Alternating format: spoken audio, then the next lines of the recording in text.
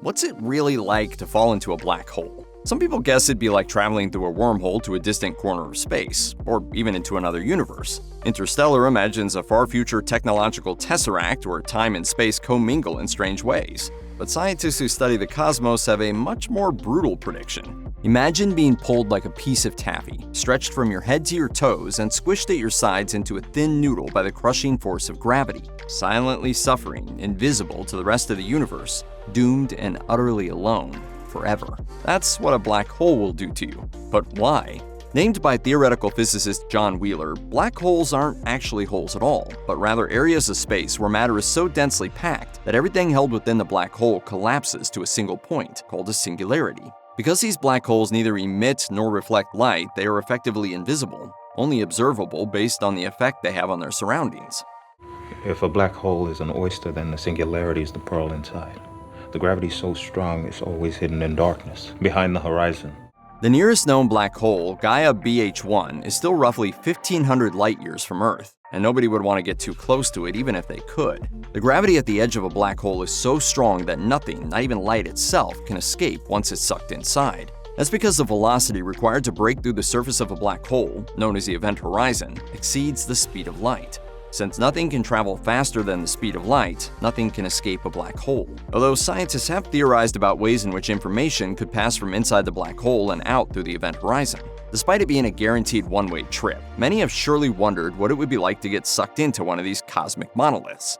Scientists actually have a fairly solid understanding of the composition of a black hole, such that we have a rough idea of what would happen were someone to actually get pulled across the event horizon.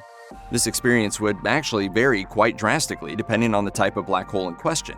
There are three main categories here. Stellar mass black holes are the smallest, intermediate mass black holes are somewhere in the middle, and supermassive black holes are gargantuan beasts that occupy the extreme end of the scale. While it might sound like a truly profound experience to cross the event horizon of a supermassive black hole, you wouldn't actually realize you've made the transition.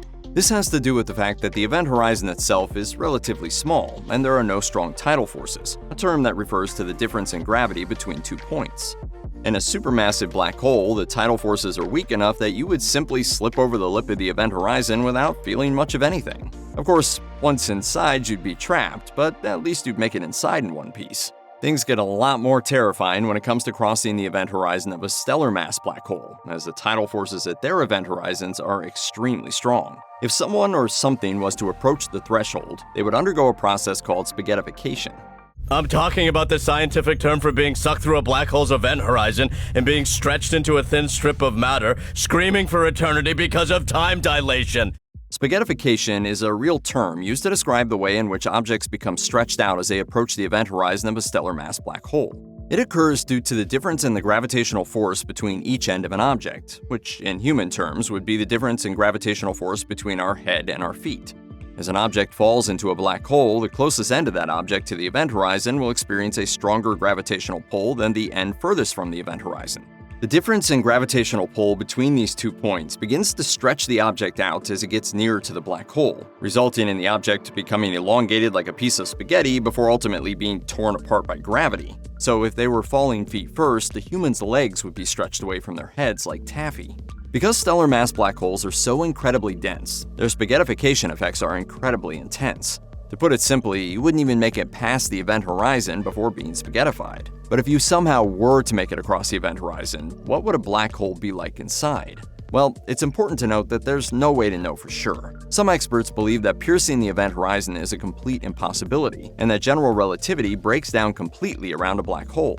But theoretically, in the case of supermassive black holes, while the transition across the event horizon might be relatively uneventful, the experience of actually being inside would be incomprehensibly weird. Inside of a black hole, the laws of physics as we know them would be completely upended. As physicist and gravitational wave astronomer Bensch told Newsweek, once inside the event horizon, there would be substantial warping of images from gravitational lensing, the effect of light traveling on curved paths due to the strong curvature of spacetime. This means that someone trapped in a black hole would probably be able to see outside of it, but the images would look distorted. Naturally, anybody looking at the black hole itself would not be able to see anyone or anything inside. Things would only get worse venturing toward the singularity. The closer an individual moves to the center of the black hole, the more likely it is they become spaghettified. According to Farr, this would likely happen within just a few minutes of crossing the horizon. So, whether it's a stellar mass black hole or the supermassive variety, spaghettification awaits anybody who ventures inside.